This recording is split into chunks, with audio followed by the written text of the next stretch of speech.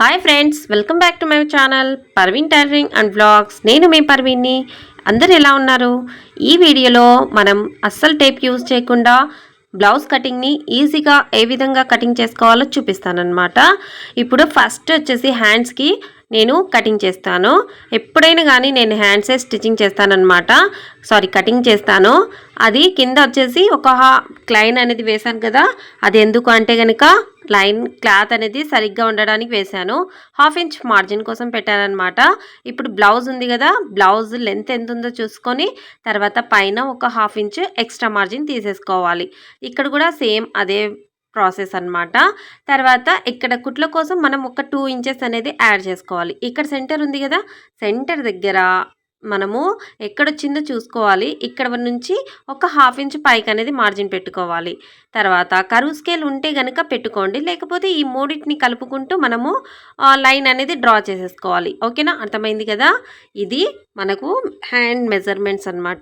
ఈజీగా అంటే టేపుతో మీకు కొలిచి మరీ చెప్తూ ఉంటారు కదా, అదంతా మైండ్లో కొంతమందికి దొబ్బదనమాట, అసలు మైండ్లో ఎక్కదు. అలాంటి వాళ్ళ కోసం అయితే ఈ వీడియో చాలా యూజ్ అవుతుంది. మీరు అస్సలు మిస్ చేసుకోకుండా, ఒక్క పాయింట్ కూడా మిస్ చేసుకుండా చూస్తేనే మీకు ఈజీగా అర్థమైపోతుంది అనమాట. ఓకేనా, అస్సలు టేప్ యూజ్ చేయకుండా నేను బ్లౌజ్ కటింగ్ చూపిస్తాను. అది మీరు ఫాలో చేసేసి సేమ్ ఇదే ప్రాసెస్ తోటి మనము బ్లౌజ్ కటింగ్ అనేది నేర్చేసుకుందాం. తర్వాత కింద మనకు 1/2 ఇంచ్ అదే 1 లైన్ అనేది డ్రా చేసేసుకోవాలి. తర్వాత 1.5 ఇంచ్ అంటే కింద మనము కుట్ల కోసం పెట్టుకుంటాం కదా, అది కొంచెం నేను హెమ్మింగ్ పట్టీ కోసం వచ్చేసి 1.5 ఇంచ్ అయితే వదులుతాను. అదొక్కటి కొలుచుకోండి. తర్వాత బ్లౌజ్ని ఇలా ఫోల్డ్ చేసుకోండి. నేను ఇలా ఏ విధంగా ఫోల్డ్ చేశానో ఆ విధంగా ఫోల్డ్ చేసేసి ఇక్కడికి సరిగ్గా టిక్ మార్క్స్ వేసేసుకోండి. బ్యాక్ సైడ్లో టక్స్లు వస్తాయి కదా, దానికోసం 1 ఇంచ్ అనమాట. తర్వాత కుట్ల కోసం 2 ఇంచెస్. ఓకేనా, మీకు అర్థమైంది కదా.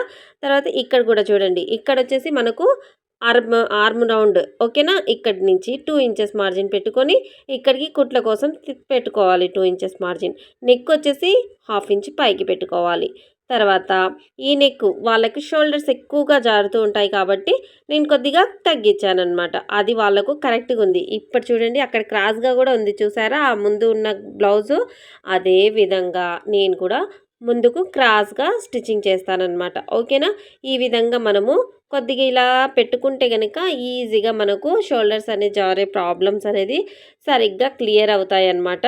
అది గుర్తుపెట్టుకోండి. మనకు షోల్డర్స్ జారేటప్పుడు షోల్డర్స్ దగ్గర మనము క్రాస్గా వేసుకున్నా కూడా మనకు నీట్గా ఉంటుంది.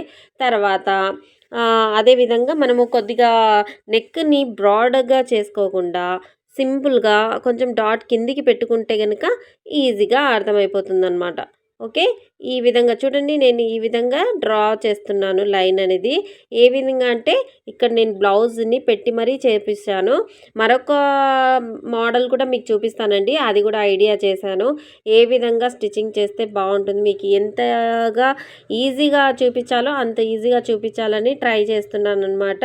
ఆ విధంగా మీరు ఈ విధంగా అయితే బ్లౌజ్ని స్టిచ్చింగ్ చేసుకోవాలి. ఇది క్రాస్ కటింగ్ కాదండి, నార్మల్ కటింగ్ కాబట్టి 2 ఫోల్డింగ్స్ అయితే చేసేసాను అనమాట. అంటే బ్యాక్ సైడ్కి ఫ్రంట్ సైడ్కి రెండింటికి క్లాత్ అనేది పెట్టుకున్నాను.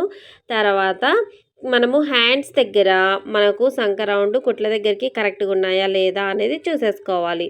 ఓకేనా, ఈ క్రాస్ పీస్ దగ్గర నుంచి 1/2 ఇంచ్ పైన కుట్ల కోసం వదిలేసి ఇక్కడి నుంచి కొలుచుకోవాలన్నమాట. నాకైతే కరెక్ట్గా వచ్చేసిందండి 5.5కి అయితే. అంటే ఈ బ్లౌజ్ పీసు ప్రకారంగా కట్ చేసాం కాబట్టి హ్యాండ్ కూడా సేమ్ అదే విధంగా ఉంది, అలాగే బ్యాక్ పార్ట్ కూడా సరిగ్గా సమానంగా ఉందన్నమాట. ఈ విధంగా చూసేసుకోండి, మీకు ఈజీగా అర్థమైపోతుంది. ఓకేనా, 40 సైజ్ అనమాట ఇది. అండ్ ఇప్పుడు నేను కటింగ్ అనేది చేసేసుకుందాం. నెక్ అలాగే బ్యాక్ పార్ట్ మొత్తం ఇలా ఫ్రంట్ బ్యాక్ 2 కింది నుంచి కటింగ్ చేసేసుకోవాలి. ఈ విధంగా కటింగ్ చేసుకున్న తర్వాత ఆర్మ్ రౌండ్ కూడా మనము సేమ్ అదే ప్రాసెస్ తోటి ఇక్కడ టక్స్ పెట్టుకోండి. ఇక్కడ నాకు కరెక్ట్గా వచ్చేసింది కదా, అందుకే ఇంకా ఇక్కడికి స్టాప్ చేసేస్తున్నాను అనమాట. లేదు మనకు ఎక్కువ తక్కువ వస్తే ఇక్కడ ఆర్మ్ రౌండ్ దగ్గర మనం అడ్జస్ట్మెంట్ అనేది చేసేసుకోవచ్చు. తర్వాత నెక్ దగ్గర ఓకే, నెక్ దగ్గర క్రాస్గా తీసేసుకున్నాను. అలాగే నేను కొద్దిగా కటింగ్ కూడా చేశానండి. క్రాస్గా షోల్డర్ అనేది అదే నెక్ అనేది కొద్దిగా తగ్గించేసాను. కరెక్ట్గా సరిపోతుంది నాకైతే. అదే షోల్డర్స్ జారే వాళ్ళకి ఈ ప్రాబ్లమ్స్ ఉంటాయన్నమాట. అది మీరు కంట్రోల్ చేసుకొని స్టిచ్చింగ్ చేస్తే కనుక మీకు ఈజీగా అర్థమైపోతుంది. ఓకేనా. ఈ బ్లౌజ్ కూడా నేనే స్టిచ్ చేశానండి. ఫస్ట్ వాళ్ళకు బ్లౌజు డౌన్ అదే హ్యాండ్స్ జారుతున్నాయి, షోల్డర్స్ జారుతున్నాయి అనేసి కంప్లైంట్ ఇచ్చారనమాట.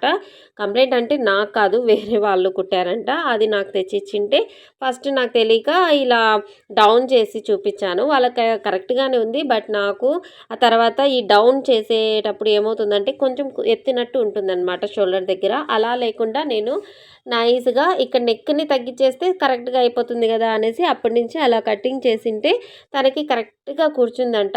ఆ విధంగా అయితే స్టిచ్చింగ్ చేయాలి అనిపించింది. తర్వాత నెక్ని మనము ఇలా డ్రాప్ చేసుకోకూడదండి. ఇలా కొద్దిగా రౌండ్ షేప్లో వచ్చేటట్టుగా ఇలా పెట్టుకుంటే కనుక నీట్గా మనము చెప్పినట్టు నెక్ అనేది కూర్చుంటుంది అనమాట మా బాడీ మీద. తర్వాత ఇక్కడ బాడీ మెజర్మెంట్స్ తీసేసుకుంటున్నాను. నెక్ ఇక్కడ చూసారు కదా, షోల్డర్స్ ఇప్పుడు క్రాస్ బెల్ట్ అనమాట. క్రాస్ బెల్ట్కి 1/2 ఇంచ్ అటు సైడు, 1/2 ఇంచ్ ఇటు సైడు, ఈ రెండు కూడా మార్జిన్ వేసుకోవాలి. తర్వాత ఇక్కడ కూడా సేమ్ అదే ప్రాసెస్ అండి. మనము ఎక్కువగా తక్కువగా తీసుకోవాల్సిన అవసరం అయితే ఉండదన్నమాట. ఇక్కడ 1/2 ఇంచ్, ఇక్కడ 1/2 ఇంచ్ అంటే కరెక్ట్గా ఉంది కదా. తర్వాత మనము టిక్ మార్క్స్ అయితే వేసేసుకోవాలి. ఇక్కడికి కరెక్ట్గా మనకు స్టిచ్చింగ్ చేసిన తర్వాత వచ్చే కుట్లలే ఇవి అన్నమాట. ఓకేనా. ఇక్కడ షోల్డర్ అన్నమాట. రెండు సరిగ్గా ఉన్నాయి కాబట్టి నేను కొద్దిగా ఎందుకులే అనేసి కటింగ్ అయితే చేసుకోలేదు. ఇప్పుడు మనము షేప్ బెల్ట్ అంటే అదేనండి, షేప్ గురించి మాట్లాడుతున్నాను. ఇక్కడ కరెక్ట్గా వచ్చేసింది కదా, ఇక్కడికి మనము ఇది కూడా చూసుకోవాలి. ఓకేనా. షేప్ అనేది నాకైతే కరెక్ట్గా వచ్చేసింది కాబట్టి కటింగ్ అయితే చేసేస్తున్నాను అనమాట, క్రాస్ బెల్ట్ మొత్తం. ఇప్పుడు మనము ఇక్కడ బాడీ అదే మెయిన్ క్లాత్ మీద వేసి స్టిచ్చింగ్ కటింగ్ అనేది చేసుకుంటున్నాము. ఇది వచ్చేసి బ్యాక్ పార్ట్ అనమాట. తర్వాత ఫ్రంట్ పార్ట్ కూడా ఈ విధంగా అయితే వేసేసుకుంటున్నాం. క్లాత్ అనేది చాలా తక్కువగా వచ్చిందండి. అందుకే ఇప్పుడు ఏం చేస్తానో చూడండి. ఇక్కడ క్రాస్ బెల్ట్ పెట్టేశాను. క్రాస్ బెల్ట్ పెట్టేసిన తర్వాత హ్యాండ్స్ని ఒకటి పైకి ఒకటి కిందికి అనేది పెట్టుకున్నాను. ఎందుకంటే సన్నగా ఉంది కాబట్టి, లెంత్ ఉంది కదా, అందుకే నేను ఇక్కడగా ఈ విధంగా అయితే కటింగ్ చేసేసుకుంటున్నాను, పెట్టుకుంటున్నాను అనమాట. ఈజీగా ఉంటుంది నాకు. అలాగే పీసెస్ అనేది పడవన్నమాట ఇలా పెట్టుకోవడం వల్ల. ఇలా పెట్టుకున్న తర్వాత నాకు కొంచెం తక్కువగా వచ్చిందనమాట. మళ్ళీ క్రాస్ పీస్ తీసేసి హ్యాండ్ సైడ్లో ఇక్కడ ఒక హ్యాండ్, బ్యాక్ సైడ్లో ఒక హ్యాండ్ పెట్టేసి కోరా సైడ్లో మిడిల్లో బ్యాక్ పార్ట్ ఫ్రంట్ పార్ట్ అనేది పెట్టుకొని కటింగ్ అనేది చేసేసుకున్నాను. తర్వాత క్రాస్ బెల్ట్ వచ్చేసి ఫ్లవర్స్ ఉన్నాయి కదా, అవి అయితే పెట్టుకున్నాను అనమాట. ఇదండి ఇవాల్టి వీడియో. వీడియో నచ్చితే లైక్ చేయండి, షేర్ చేయండి, సబ్స్క్రైబ్ చేసుకోండి. Thank you for